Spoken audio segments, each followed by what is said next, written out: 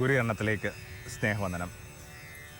പരിസ്ഥിതിക്കെതിരായ പാപങ്ങൾ പറഞ്ഞു കുമ്പസാരിക്കേണ്ടതാണെന്ന് KCBCയിൽ ഓർമ്മപ്പെടുത്തലുണ്ട്.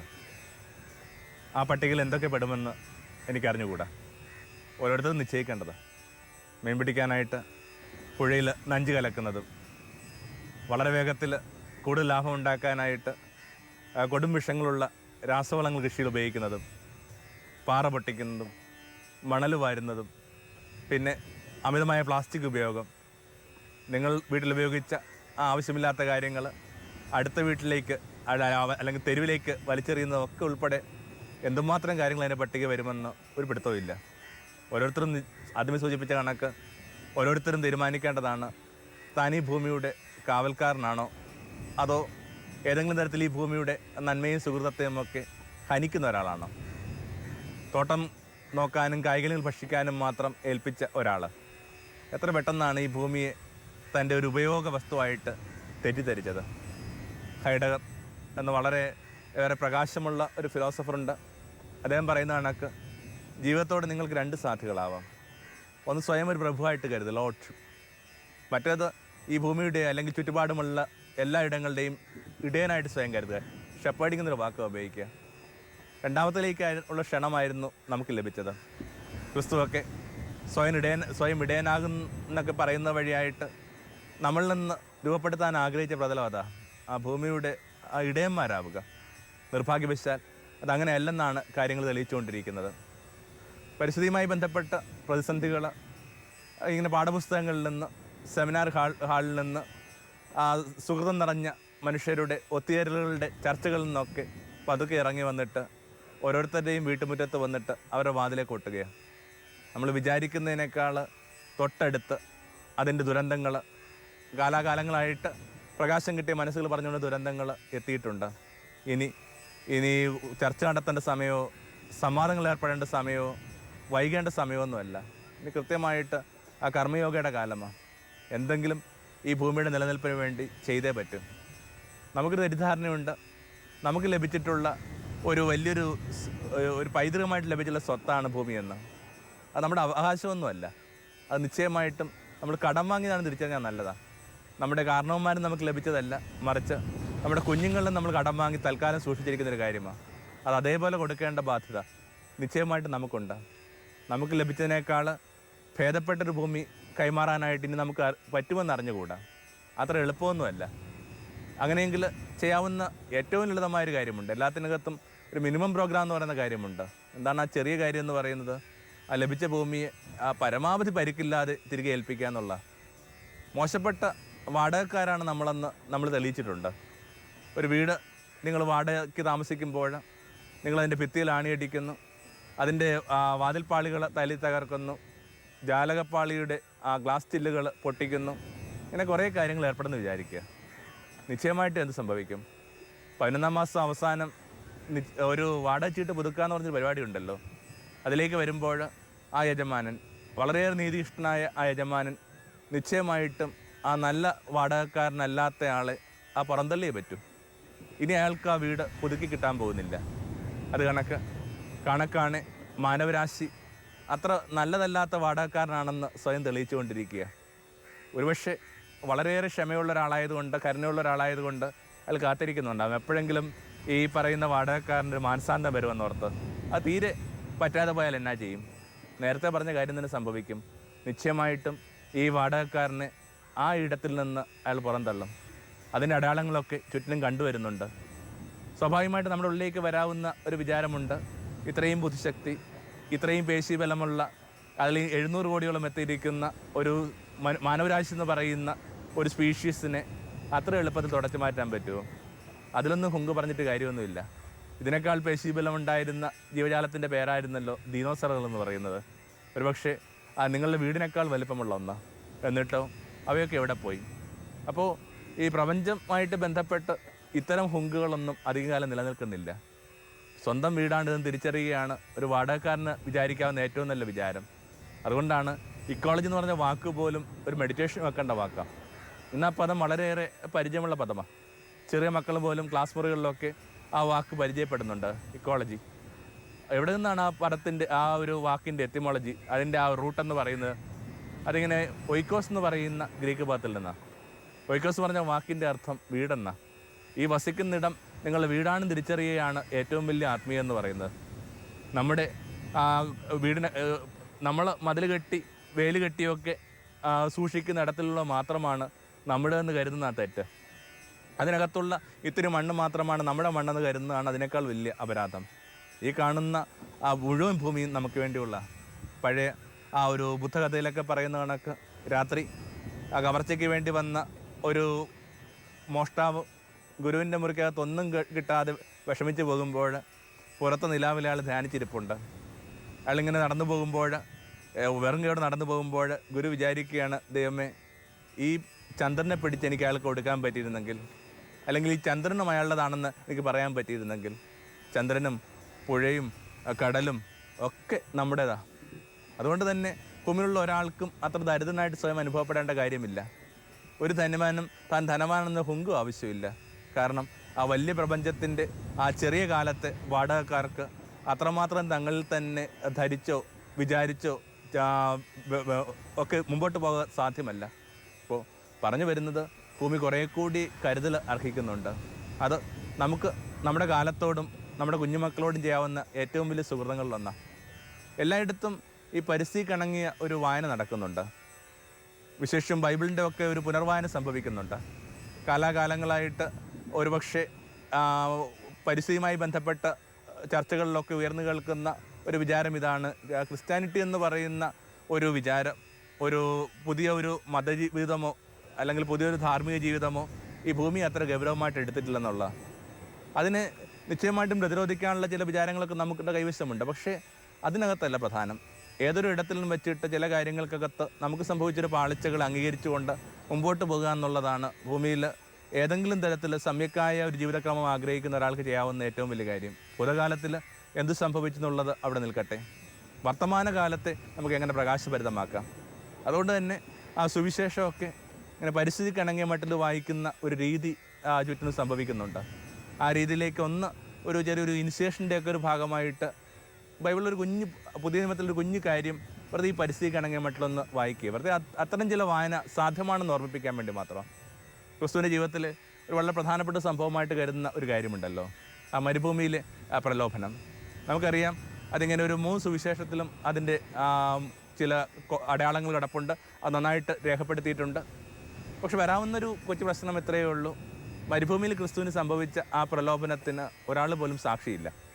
ഒരാൾ പോലും സാക്ഷിയില്ലാതെ ഈ ഒരു സംഭവം 3 സുവിശേഷങ്ങളിലും ഉണ്ടെങ്കിൽ നിശ്ചയമായിട്ടും നമ്മൾ മനസ്സിലാക്കേണ്ട ഒരു വിചാരം ഇത്രയേ ഉള്ളൂ: ഇത് ക്രിസ്തു തന്നെ അവർക്ക് പറഞ്ഞു കൊടുത്തിട്ടുള്ള നല്ലൊരു വളരെ വിശുദ്ധമായ ഒരു കഥയായിരിക്കണം. A sacred metaphor, a sacred parable. കാരണം ബാക്കി എല്ലായിടത്തും ആരെങ്കിലുമൊക്കെ ഇങ്ങനെ നോക്കി നിൽപ്പുണ്ട്.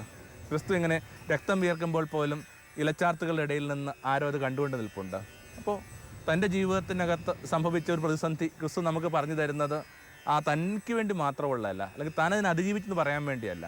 മാനവരാശി എന്ന നിലയിൽ വരുംകാലങ്ങളിൽ നമ്മൾ പുലർത്തേണ്ട ചില ഗൗരവമായ നിലപാടുകളുടെ സൂചന ആ കഥയ്ക്കകത്തുണ്ട്. അതുകൊണ്ട് തന്നെ ആ ഒരു പ്രലോഭന കഥയൊന്ന് ഈ ഒരു പരിസ്ഥിതിയുമായി ബന്ധപ്പെട്ട് വായിച്ചെടുക്കുന്നത് നല്ലതാണ്.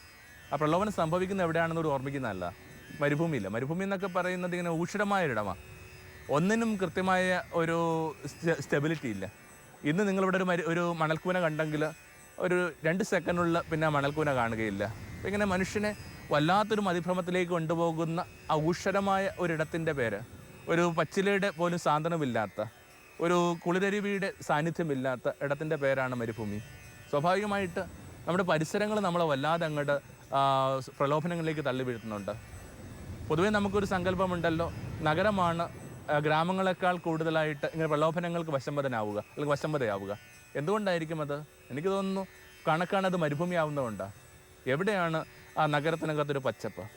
ഇത്തിരി പച്ചപ്പുണ്ടായിരുന്ന ഇടങ്ങളിൽ പോലും മുറിച്ചിട്ട് നമ്മൾ ഷോപ്പിംഗ് കോംപ്ലക്സ് ഉണ്ടാക്കിക്കൊണ്ടിരിക്കുക. ഒരു മരമൊക്കെ ഇങ്ങനെ ഇത്രയും വളരാനായിട്ട് എത്ര കാലം ആവശ്യമുണ്ട്? 50 വയസ്സിനടുത്ത എൻ്റെ ജ്യേഷ്ഠൻ കഴിഞ്ഞ ദിവസം പറയുകയാണ്, ഓർക്കുമ്പോൾ ഭയം വരുന്നു, ഒരു മരം വെച്ച് കഴിഞ്ഞാൽ അത് പൂവിട്ട് കാണാനുള്ള ആയുസ് പോലും നമ്മുടെ മുമ്പിലൊന്നുമില്ല. അപ്പോൾ അത്രയും ചെറിയ ആയുസ്സുള്ള മനുഷ്യർ ഈ കാലാകാലങ്ങളായിട്ട് നിലനിൽക്കുന്ന കരുതേണ്ട ചില കാര്യങ്ങളുടെ മീതെ തീർപ്പുകൾ കൽപ്പിക്കേണ്ടത് അത്ര സുഖകരമായൊരു കാര്യമാണ്.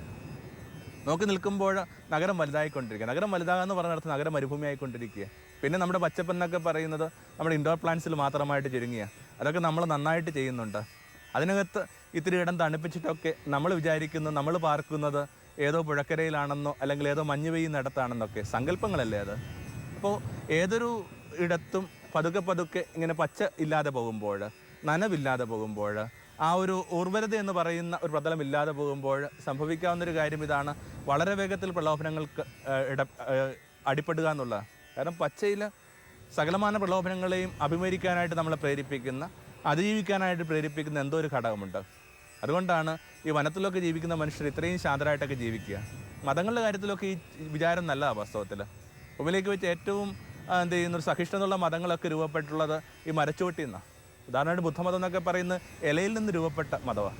മറ്റൊന്ന് ലവോത്തോസയുടെ മതമാണ്. ഒരു ഇല വീഴുന്ന കണ്ടിട്ടാണ് ഇയാൾക്ക് ബോധോദയം ഉണ്ടായത്. ഇത്തരം മനുഷ്യരൊക്കെ എന്തുമാത്രം സഹിഷ്ണുതയും എന്തുമാത്രം അഹിംസയും ഒക്കെ തങ്ങളിലും തങ്ങളുടെ മതപാരമ്പര്യങ്ങളൊക്കെ പുലർത്തുന്ന നമ്മൾ ശ്രദ്ധിക്കുന്നത് നല്ലതാണ്. അപ്പോൾ ഒരിടത്തിന് ഒരു പ്രത്യേകതയുണ്ട്. ഏറ്റവും നല്ല ഉദാഹരണം വെച്ചാൽ ക്രിസ്തുവിനും യോഹന്നാനും ഇടയിൽ സംഭവിച്ച കാര്യമാണ്. പറഞ്ഞു വരുമ്പോൾ വളരെ കുറച്ച് മാസങ്ങളിൽ വ്യത്യാസമുള്ള കസിൻസായി ഇവർ, സഹോദരൻ എന്നൊക്കെ വിളിക്കാൻ പറ്റുന്ന വിധത്തിൽ പറ്റുന്ന ആൾക്കാരായി ഇവർ. കാരണം മറിയത്തിൻ്റെ ആ ചാർച്ചക്കാരിയുടെ കുഞ്ഞാണല്ലോ ഈ പറയുന്ന യോഹന്നാൻ എന്ന് പറയുന്നത്. എന്നിട്ടും ആ യോഹന്നാൻ്റെ ആറ്റിറ്റ്യൂഡ് വളരെ എന്ത് ചെയ്യുന്നുണ്ട്, കഠിനമാണ്, വളരെ തീക്ഷ്ണമാണ്. ഒരുതരം ഈ മണൽക്കാറ്റ് വീശുന്ന കണക്കാണ് അയാൾ തൻ്റെ കാലത്ത് നിന്നിരുന്നത്. അതിങ്ങനെ പൊള്ളിക്കുന്ന ഒന്നാണ്. അയാളുടെ പ്രബോധനങ്ങളിലേക്ക് ഇങ്ങനെ തീയും ഗന്ധമൊക്കെ ഇറങ്ങി വന്നു. അതെങ്ങനെയാണ് ഇത് സംഭവിച്ചത്? നമുക്കറിയാം, ചെറിയ കാലം തൊട്ടേ ഈ മനുഷ്യൻ മരുഭൂമിയില്ല. ആ ചെറിയ കാലം തൊട്ടേ മരുഭൂമിയിലായതുകൊണ്ട് ഇയാളുടെ ലൈഫുമായി ബന്ധപ്പെട്ടിട്ടുള്ള ചില ആഭിമുഖ്യങ്ങൾ പോലും, അല്ലെങ്കിൽ ലൈഫുമായി ബന്ധപ്പെട്ടുള്ള ചില നിലപാടുകൾ പോലും ഈ മരുഭൂമിക്ക് അടങ്ങുന്ന മട്ടിലായി. തൻ്റെ അടുക്കലേക്ക് വരുന്നവരെ ആ മനുഷ്യൻ വിളിച്ചിരുന്ന വാക്കിങ്ങനെയാണ്, അണലിസന്ധികളെന്ന്. ആസന്നമാകുന്ന ദൈവകോപത്തിൻ്റെ അഗ്നിയിൽ നിന്ന് ഓടി രക്ഷപ്പെടാനായിട്ട് ശ്രമിക്കുന്ന ആ വിഷപ്പാമ്പുകളെന്നൊക്കെ വിളിച്ചതിൻ്റെ അർത്ഥം എന്താണ്? അതൊരു പക്ഷേ അവരുടെ ഉള്ളിലെ മാനസാന്തരത്തിൻ്റെ പ്രതലം ഉണർത്താൻ വേണ്ടിയൊക്കെ ആയിരിക്കും. പക്ഷേ എന്നാലും നമ്മൾ വിചാരിക്കണം, അയാൾ ഉപയോഗിക്കുന്ന കാറ്റഗറി എന്ന് പറയുന്നത് ഇങ്ങനെ ഒരു പക്ഷേ ഈ പച്ചക്കിണങ്ങുന്ന കാറ്റഗറി അല്ല, മറിച്ച് ഇങ്ങനെ മരുഭൂമിക്കിണങ്ങുന്ന കാറ്റഗറിയാണ്. എന്നാൽ തെല്ല് മാറി ഒരു മനുഷ്യൻ വളരുന്നുണ്ട്, നസറത്തിലെ യേശു. അയാളുടെ ഭാഗ്യം എന്ന് വെച്ചെന്നാൽ അയാൾ വളരുന്നത് ഇങ്ങനെ കടലോരത്തും പിന്നെ കുറച്ചുകൂടി അങ്ങോട്ട് മാറുമ്പോൾ വയലുകളുണ്ട്. അകപ്പാടെ ആ ഒരു ഇടത്തിൽ ഏറ്റവും പച്ചപ്പുണ്ടെന്ന് കരുതുന്ന ഒരിടത്തിൽ ആയിരുന്നു നസറത്തിലെ യേശു വളർന്നത്. അതുകൊണ്ട് തന്നെ അയാളുടെ വാക്കുകളിലേക്ക് ഈ പച്ചയുടെ ആ ഒരു തണുപ്പ്, ആ പുഴയുടെ നനവൊക്കെ നിശ്ചയമായിട്ടും വന്നിട്ടുണ്ട്. അപ്പോൾ ഒരാളുടെ പരിസരം ഒരാളെ വല്ലാതെ സ്വാധീനിക്കുന്നുള്ളതാണ് ഈ മരുഭൂമിയുമായി ബന്ധപ്പെട്ട് വിചാരിക്കാവുന്ന ആദ്യത്തെ കാര്യം. അപ്പോൾ ആ മരുഭൂമിയിൽ ഒരു 40 ദിവസം ക്രിസ്തു ആയിരിക്കുമ്പോൾ ഇങ്ങനെ പ്രലോഭനങ്ങൾ അയാളുടെ ചുറ്റിലേക്കും വരിക. മാർക്കാണ് ആ പ്രലോഭന കഥ ഏറ്റവും ചുരുക്കത്തിൽ പറഞ്ഞു തരുന്നത്. അയാൾ ഒറ്റ വാക്കാണ് അതിനകത്ത് ഉപയോഗിക്കുന്നത്, വന്യമൃഗങ്ങളുടെ ഒപ്പമായിരുന്നു ക്രിസ്തു. അതിങ്ങനെ അലറി വിളിക്കുക. പതുക്കെ പതുക്കെ ഇങ്ങനെ പുതിയ നിയമത്തിലേക്ക് വരുമ്പോൾ പത്രോസൊക്കെ ആ തിന്മയുടെ ശക്തി, ആ സാത്താനുമൊക്കെ ഈ വന്യമൃഗങ്ങളെ ആയിട്ട് ബന്ധപ്പെട്ട് ലൈക്ക് എ റോറിംഗ് ലയൺ എന്നൊക്കെ പറഞ്ഞിട്ടാണ് ഈ തിന്മയൊക്കെ വിശദീകരിക്കാനായിട്ട് പോവുക. അപ്പോൾ സ്വാഭാവികമായിട്ട് കുറേ അധികം കാര്യങ്ങൾ ഒരാളുടെ അടുക്കിലേക്ക് വരിക. ആട്ടെ, എന്താ ഈ പ്രലോഭനം എന്ന് പറയുന്നത്? പ്രലോഭനം എന്ന് പറയുന്നത് ഒത്തിരി നമുക്ക് നിർവചനങ്ങളാവാം. അതിനകത്തൊരു പ്രധാനപ്പെട്ട നിർവചനം എന്ന് പറയുന്നത് ഈ ദൂരക്കാഴ്ചകളെ മറക്കാനായിട്ട് നമ്മളെ പ്രേരിപ്പിക്കുന്ന എന്തും പ്രലോഭനമാണ്. ഉദാഹരണത്തിനായിട്ട് അത്താഴത്തിന് അരി വാങ്ങാനായിട്ട് പോയ കുട്ടി അമ്പലപ്പറമ്പിലോ പള്ളിപ്പറമ്പിൽ പെരുന്നാളിലൊക്കെ വരുമ്പോൾ നിറയെ ബലൂണുകളും ബീപ്പികളും കളിപ്പാട്ടങ്ങളും ഒക്കെയാണ്. പെട്ടെന്ന് കുട്ടി അത്താഴത്തെ മറന്നിട്ട് ഈ ബലൂണുമായിട്ട് മടങ്ങി വരുന്ന പരിപാടിയുടെ പേരാണെന്ത്? പ്രലോഭനം എന്ന് പറയുന്നത്. ബലൂണോ പീപ്പിയോ കളിപ്പാട്ടോ ഒന്നും തെറ്റല്ല, പക്ഷേ കുട്ടി ഇതിനു വേണ്ടിയുള്ള ആളല്ല. കുട്ടി അന്തിക്ക് അത്താഴത്തിന് അരി വാങ്ങാൻ വേണ്ടി പോയ കുട്ടിയാണ്. അപ്പോൾ എന്തിനകത്തും ഈ ദൂരക്കാഴ്ചയെ മറക്കാനായിട്ട് നമ്മളെ പ്രേരിപ്പിക്കുന്ന ഒന്നാണ് ഈ പ്രലോഭനം എന്ന് പറയുന്നത്. അപ്പോൾ ഏത് പ്രലോഭനത്തിലും അങ്ങനെ സംഭവമാണ്. തൊട്ട് മുമ്പുള്ള കാര്യങ്ങൾ മാത്രമേ നമുക്ക് കാണാൻ പറ്റുള്ളൂ. നാളെ ഇതുണ്ടാക്കാൻ പോകുന്ന പ്രത്യാഘാതങ്ങൾ എന്താ? ഇത് ഏതെങ്കിലും തരത്തിൽ വരുംകാലങ്ങളുമായിട്ട് ബന്ധപ്പെട്ട് എന്തെങ്കിലും പകർച്ചയോ എന്തെങ്കിലും പരിക്കോ എന്തെങ്കിലും തകർച്ചയ്ക്കൊക്കെ കാരണമായി മാറുമെന്നുള്ള ചിന്തിക്കാനുള്ള ഒരു സംയമനമോ ശാന്തിയോ ഒന്നും അപ്പോൾ നമുക്കില്ല. അപ്പോൾ അതാണ് പ്രലോഭനം എന്ന് പറയുന്നത്. ഉദാഹരണത്തിനായിട്ട് എന്തുമാത്രം ഉദാഹരണങ്ങൾ വേണം അതിനകത്താവാം. നമുക്ക് വളരെ ലളിതമായിട്ട് അതിനിങ്ങനെ ഇങ്ങനെ പറയാവുന്നേ ഉള്ളൂ. ദൂരക്കാഴ്ചകളെ മറക്കാനായിട്ട് നമ്മളെ പ്രേരിപ്പിക്കുന്ന ഒന്നിൻ്റെ പേരാണ് പ്രലോഭനം. ഇത്രയേ ഉള്ളൂ. നമ്മൾ വസിക്കുന്ന ഈ 30,000 ദിവസങ്ങൾ മാത്രമാണ് നമ്മളെന്ന് കരുതി കഴിഞ്ഞാൽ പിന്നെ നമുക്ക് ഇതിനകത്തൊന്നും ഉത്തരം കൊടുക്കേണ്ട ഒരു കാര്യവും വരുന്നില്ല. പുറത്തേക്ക് നോക്കി ചിന്തിക്കേണ്ട കാര്യം വരുന്നില്ല. ഭൂമിയെ വീടെന്ന് വിളിക്കേണ്ട, ഒയ്ക്കോസ് എന്ന് വിളിക്കേണ്ട കാര്യം ഞാൻ സൂചിപ്പിച്ചെന്ന് വിചാരിക്കുന്നു. വീടെന്ന് വാക്കുന്നതിനകത്ത് കോളേജ് വരുന്നത്. ഇതിനൊന്നും വീടായിട്ട് ധരിക്കേണ്ട കാര്യം. വീടെന്ന് പറയുമ്പോൾ നിങ്ങൾ പാർക്കുന്ന മുറി, അതിനപ്പുറം എന്താണ്? അപ്പോൾ ഇതിനപ്പുറത്തേക്ക് ഒരു പ്രകാശം കിട്ടുക എന്നുള്ളത് വളരെ പ്രധാനപ്പെട്ടതാണ്. അപ്പോൾ ആ ദൂരക്കാഴ്ചകളെ മറക്കാനായിട്ട് ചില കാര്യങ്ങളൊക്കെ അവൻ്റെ മുമ്പിലേക്ക് വരികയും പിന്നെ പ്രലോഭനത്തിന് യുവർ സ്പ്ലിറ്റ് ഹാർട്ട് എന്നൂടെ അർത്ഥമുണ്ട്, ഹൃദയം വിഭജിക്കപ്പെടുക. ലോകത്തെ ഏറ്റവും യുക്തിഭദ്രമായ കാര്യം എന്ന് പറയുന്ന പ്രലോഭനമാണ്. എല്ലാ പ്രലോഭനങ്ങളും കൃത്യമായിട്ടുള്ള നീതിശാസ്ത്രമുണ്ട്, കൃത്യമായിട്ടുള്ള ലോജിക്കുണ്ട്. അതുകൊണ്ട് തന്നെ ആ ക്രിസ്തുവിൻ്റെ പ്രലോഭന കഥയ്ക്കകത്തും വളരെ കൃത്യമായ യുക്തിയൊക്കെ ഉണ്ട്. വളരെ യുക്തിഭദ്രമായ ഒന്നാണ് ഈ പ്രലോഭനം എന്ന് പറയുന്നത് തോന്നുന്നു. എന്തുമാവട്ടെ, ആ ക്രിസ്തു അനുഭവിച്ച ആ പ്രലോഭനങ്ങളെ വളരെ വേഗത്തിലൊരു പരിസ്ഥിതിയുമായി ബന്ധപ്പെട്ട ഒരു 3 കാര്യങ്ങളായിട്ട് കണ്ടിട്ട് നമുക്ക് ഈ സന്ധ്യാവിചാരം അവസാനിപ്പിക്കാവുന്നേ ഉള്ളൂ. ഒന്നാമത്തെ പ്രലോഭനം എന്താണ്? ക്രിസ്തുവിനോട് തിന്മ പറയുകയാണ്, നിനക്ക് ഈ കല്ലിനെ അപ്പമാക്കി മാറ്റാൻ പറ്റുമോ? 40 ദിവസം വിശന്നിരിക്കുന്ന മനുഷ്യനാണ്. അയാൾക്ക് ഒരു പക്ഷേ നമ്മളും ചിലപ്പോൾ പറയാറുണ്ട്, എനിക്ക് കല്ല് തിന്നാനുള്ള വിശപ്പ് വരുന്നു. കല്ല് അപ്പമാവേണ്ട കാര്യമൊന്നുമില്ല, കല്ല് കിട്ടിയപ്പോൾ ഒരു മനുഷ്യൻ തിന്ന സമയമുണ്ട്. കണ്ടിട്ടില്ലേ ആ സൊമാലിയുമൊക്കെ ആയിട്ട് ബന്ധപ്പെട്ട ചില ചിത്രങ്ങൾ, ഇങ്ങനെ ചെറിയ കുഞ്ഞുങ്ങൾ ഇങ്ങനെ മണ്ണുവാരി തിന്നുന്നതെന്ന് പറയുന്നത്. വിശപ്പെന്ന് പറഞ്ഞാൽ അത്രയും കഠിനോ? അപ്പോൾ ആ അത്രയും വിശപ്പിന് മുമ്പിൽ, വിശപ്പ് കണക്കൊരു പ്രശ്നം വേറെ ഒന്നുമില്ല. അപ്പം അങ്ങനെ വരുമ്പോൾ അത്രയും കഠിനമായ വിശപ്പിന് മുമ്പിൽ നിന്നുകൊണ്ട് പറയുകയാണ്, നിനക്ക് ഈ കല്ലിനെ അപ്പമാക്കി മാറ്റാൻ പറ്റുകയും. കല്ലിനെ അപ്പമാക്കി മാറ്റാൻ പറ്റും, അതിനുള്ള കഴിവുള്ള മനുഷ്യനാണ് ഇയാൾ. നമുക്കറിയാം, ഇങ്ങനെ 5 അപ്പം കൊണ്ടൊക്കെ ഇങ്ങനെ 5000 പേരെ പോറ്റിയ ഒരാളാണ്.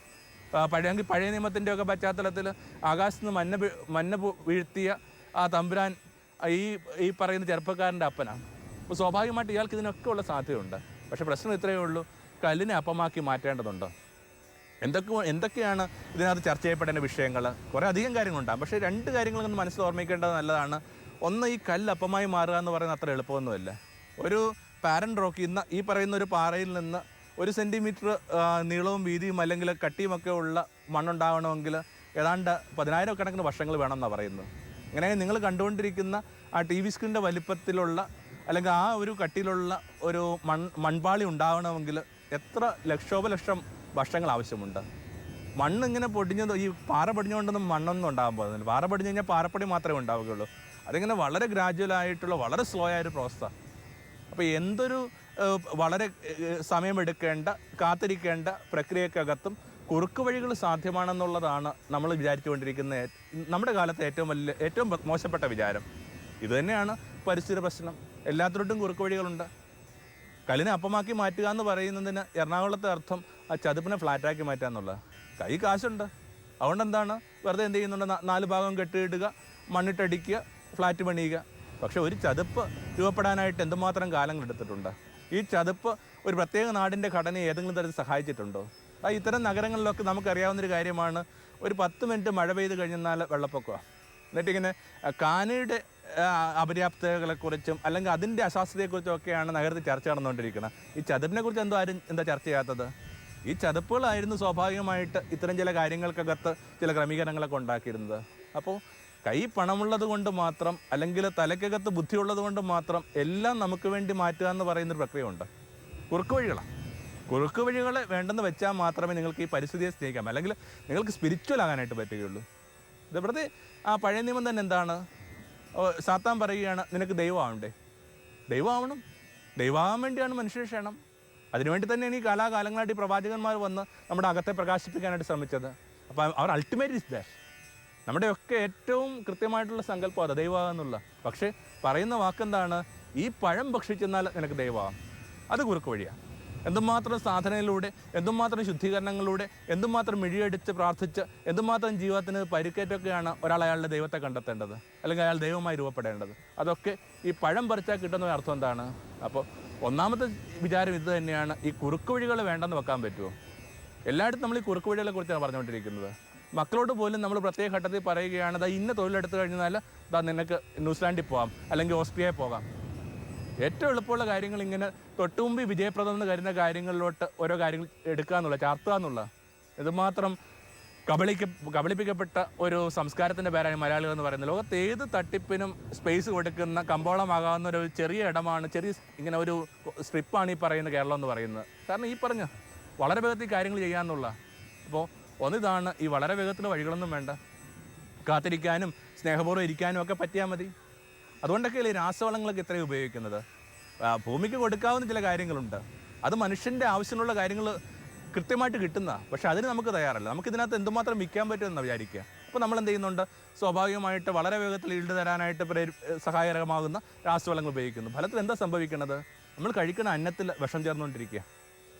ടോക്സോളജി എന്ന് പറയുന്ന ആ ഒരു വിഷവുമായി ബന്ധപ്പെട്ട ശാസ്ത്രത്തിനകത്ത് പറയുന്ന ഒരു ബുക്കിനകത്ത് പറയുന്ന ഒരു വരി വല്ലാതെ ശ്രദ്ധിക്കേണ്ട ഒരു വരിയാണ്. അതിനകത്ത് പറയുന്നത് ഇങ്ങനെയാണ്: ഭൂമിയിലേക്ക് വെച്ച് ഏറ്റവും വലിയ ഹീനമായ കൊലപാതകം എന്ന് പറയുന്നത് വിഷം കൊടുത്തുമില്ല എന്നുള്ള. എന്താ വിഷം കൊടുത്തുമില്ല എന്ന് ഇത്രയും ഹീനമായി മാറുന്നത്? ബാക്കിയുള്ള എല്ലാ കൊലപാതകങ്ങളിലും നിങ്ങളെ കൊല്ലുന്നവനാരെന്ന് നിങ്ങൾക്കൊരു ധാരണയുണ്ട്. പക്ഷേ വിഷം കൊടുത്ത ഒരാൾ കൊല്ലപ്പെടുമ്പോൾ അയാൾക്ക് മരിക്കുവോളം ആ വിഷം കൊടുത്തവനോട് വിശ്വാസമാണ്. അപ്പോൾ അത്രയും വിശ്വാസത്തോടുകൂടിയാണ് നമ്മൾ ഓരോ കാര്യങ്ങൾ ഭക്ഷിച്ചുകൊണ്ടിരിക്കുന്നത്. അങ്ങനെയെങ്കിൽ ഈ വാക്ക് ഭക്ഷണം വയ്ക്കുന്ന വ്യാപാരികൾക്കും കൃഷി ഇറക്കുന്ന കർഷകനുമൊക്കെ ബാധകമല്ലേ? അപ്പോൾ കുറച്ച് കാത്തിരിക്കാൻ പറ്റണം. അത്ര എളുപ്പമൊന്നുമല്ല. എൻ്റെ കുറേ അധികം കൂട്ടുകാർ ഇങ്ങനെ ജൈവ കൃഷിയിലോട്ടൊക്കെ എന്ത് ചെയ്യുന്നുണ്ട്, കാര്യങ്ങൾ മാറ്റിയെടുക്കുന്നുണ്ട്. പക്ഷേ ഈ മണ്ണിന് മീതെ നമ്മളുണ്ടാക്കിയ പരിക്കുകൾ പരിഹരിക്കപ്പെടണമെങ്കിൽ കുറേ അധികം വർഷങ്ങൾ വേണ്ടി വരും. അതിൻ്റെ അർത്ഥം അടുത്ത കാലത്തൊന്നും ഇവർക്ക് ഇതിനകത്ത് നിന്ന് കാര്യമായ വിളവൊന്നും ഉണ്ടാകാൻ പോകുന്നില്ല.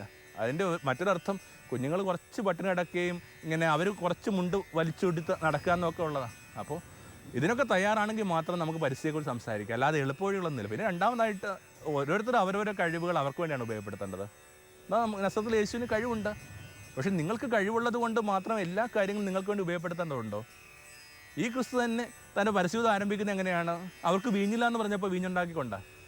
അപ്പോൾ അതിനകത്തൊരു ചെറിയൊരു വ്യത്യാസമില്ലേ? കൊണ്ട് വ്യത്യാസമുണ്ട്. എന്താ കാര്യം? ഇവിടെ ഇത് അയാൾക്ക് വേണ്ടി ചെയ്യാനായിട്ട് ആവശ്യപ്പെടുകയാണ്, അവിടെ അത് അയാൾക്ക് വേണ്ടിയല്ല, അവർക്ക് വീഞ്ഞില്ല. അപ്പോൾ നിങ്ങളുടെ കാലത്തിന് വേണ്ടി മാറ്റിവെക്കേണ്ട ചില കഴിവുകൾ, നിങ്ങളുടെ പരിസരത്തിന് വേണ്ടി നിങ്ങൾ സൂക്ഷിക്കേണ്ട ഫാക്കൽറ്റികൾ, ടാലൻറ്റുകളൊക്കെ നിങ്ങൾക്ക് വേണ്ടി ഉപയോഗപ്പെടുത്തുക എന്നുള്ളതാണ് ഇതിനകത്ത് മറ്റൊരു പ്രലോഭനം. അപ്പോൾ ഒന്നതാ.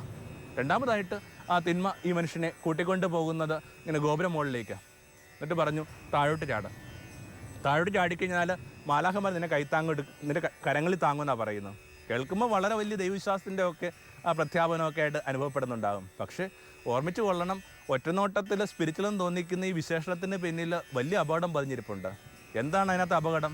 ആ പ്രകൃതി നിയമങ്ങളെ ലംഘിച്ചുകൊണ്ടും ദൈവം നിങ്ങളെ സംരക്ഷിക്കുക എന്ന് പറയുന്ന ഒരു മിഥ്യാധാരണ. എന്താ ഈ ദൈവനിയമം എന്നൊക്കെ പറയുന്നത്? ആ പ്രകൃതി നിയമങ്ങൾ ശ്രദ്ധിക്കുക എന്നുള്ള. ഞാൻ അതുകൊണ്ടാണ് ചെറുപ്പം മക്കളെക്കുറിച്ച് എപ്പോഴും അവരുടെ മാതാപിതാക്കളോട് പറയാറുണ്ട്, ദൈവ നിയമങ്ങളെക്കുറിച്ച് പഠിപ്പിക്കാനായിട്ട് നിൽക്കട്ടെ, ആദ്യം പ്രകൃതി നിയമങ്ങളെക്കുറിച്ച് പഠിപ്പിക്കുക. കാരണം അകത്ത് തന്നെ പ്രവേശിക്കാവുന്ന ഒന്നാണ് ഈ ദൈവത്തിൻ്റെ നിയമവും ചട്ടവും എന്നൊക്കെ പറയുന്നത്. അപ്പോൾ ഇതിന് ഏറ്റവും അടിസ്ഥാനപരമായ പ്രകൃതി നിയമങ്ങളെ ലംഘിച്ചുകൊണ്ട് എത്ര കാലം നമുക്ക് മുമ്പോട്ട് പോകാൻ പറ്റും?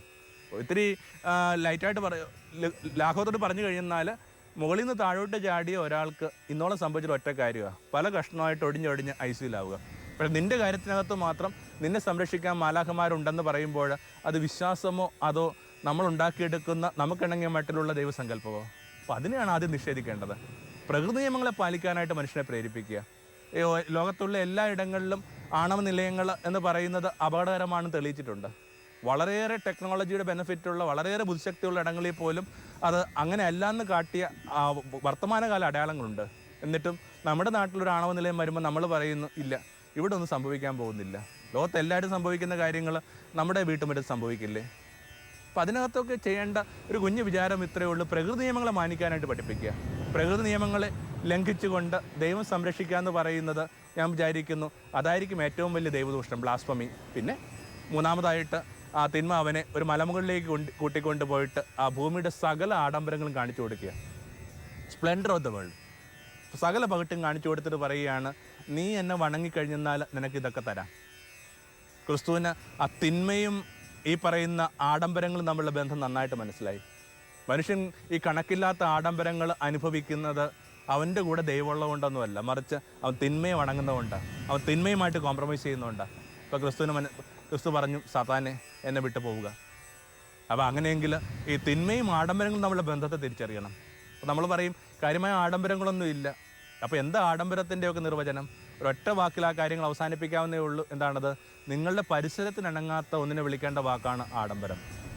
പരിസരത്തിനിണങ്ങാത്ത വീട്, പരിസരത്തിനിണങ്ങാത്ത ഭക്ഷണശൈലികൾ, പരിസരത്തിനിണങ്ങാത്ത വാഹനം, ഇതൊക്കെ ഒന്ന് ചെക്ക് ചെയ്യേണ്ട കാര്യമാണ്.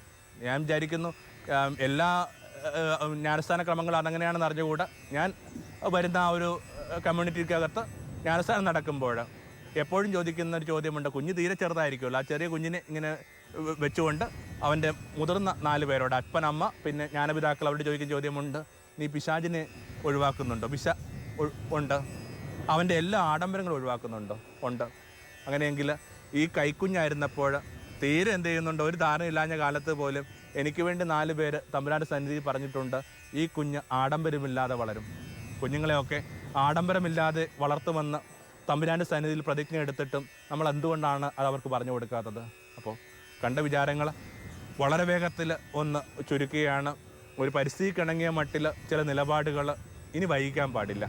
കാരണം അത്രയും മോശപ്പെട്ട വാടകക്കാരാണ് നമ്മളിങ്ങനെ തെളിയിച്ചു കൊണ്ടിരിക്കുക. ഈ മോശപ്പെട്ട വാടകക്കാരനെ വൈകാതെ അതിൻ്റെ യജമാനൻ പുറത്താക്കുന്നതിന് മുമ്പ് നമുക്ക് എന്തെങ്കിലും ചെയ്യണ്ടേ? അപകടങ്ങൾ ഉമ്മറത്ത് നിൽപ്പുണ്ട്. നമ്മുടെ കുഞ്ഞുങ്ങളിൽ നിന്ന് നമ്മൾ കടം വാങ്ങിയതാണ് ഈ ഭൂമി, അല്ലാതെ നമുക്കിങ്ങനെ വലിയ അവകാശമായിട്ട് കിട്ടിയൊന്നുമില്ല. കടം വാങ്ങി എന്തും അതേപോലെ തിരികെ കൊടുക്കേണ്ട, പലിശ വേണ്ട, അതേപോലെ തിരികെ കൊടുക്കേണ്ട ബാധ്യതയുണ്ട്. പരിക്കില്ലാതെ ഈ ഭൂമിയെ തിരികെ കൊടുക്കാനായിട്ട് നമുക്ക് എന്ത് ചെയ്യാൻ പറ്റും? ക്രിസ്തു കണ്ട പ്രലോഭന കഥകളായിരുന്നു നമ്മുടെ ഒരു വിചാരത്തിന് ആധാരമായിട്ട് നമ്മൾ എടുത്തത്. എന്താ പ്രലോഭനം എന്ന് പറയുന്നത്? ദൂരക്കാഴ്ചകളെ മറക്കാനായിട്ട് നിങ്ങളെ പ്രേരിപ്പിക്കുന്ന എന്തിൻ്റെയും പേരാ പ്രലോഭനം. അതുകൊണ്ടൊക്കെയാണ് ഒരു നേരം വിശന്ന ഏശാവ് ഇങ്ങനെ പായസം വാങ്ങിയിട്ട് തൻ്റെ ജന്മാവസ്ഥ വിറ്റ് കളയുന്നത്. ഇങ്ങനെ വലിയ അവകാശമുള്ള വലിയ ഡിഗ്നിറ്റിയുള്ള മനുഷ്യർ ഇങ്ങനെ ചെറിയ കാര്യങ്ങൾക്ക് വേണ്ടി തങ്ങളുടെ ജന്മാവകാശം വിൽക്കാൻ പാടില്ല. ആ മരുഭൂമിയാണ് മനുഷ്യരെ പ്രലോഭിപ്പിക്കുന്നൊരിടം. എവിടെയൊക്കെ ഇങ്ങനെ മരുഭൂമികൾ ഉണ്ടാകുന്നു അവിടെയൊക്കെ ഇങ്ങനെ വലിയ വലിയ ആസക്തികളുടെയും വലിയ വലിയ തിന്മകളുടെയും ഒക്കെ വന്യമൃഗങ്ങൾ ഇങ്ങനെ മുരളി നടപ്പുണ്ട്. ആ ഇടത്തിൽ വെച്ച് ഒരു 3 പ്രലോഭനോട് ക്രിസ്തു കടന്നു പോവുകയാണ്. ഒന്ന്, കല്ലിനെ അപ്പമാക്കി മാറ്റുക. വേണ്ട, കല്ലപ്പമായി മാറാനായിട്ട് സംവത്സരം എടുക്കേണ്ടതുണ്ട്. ആ സംവത്സരം നമുക്ക് കാത്തിരിക്കാം.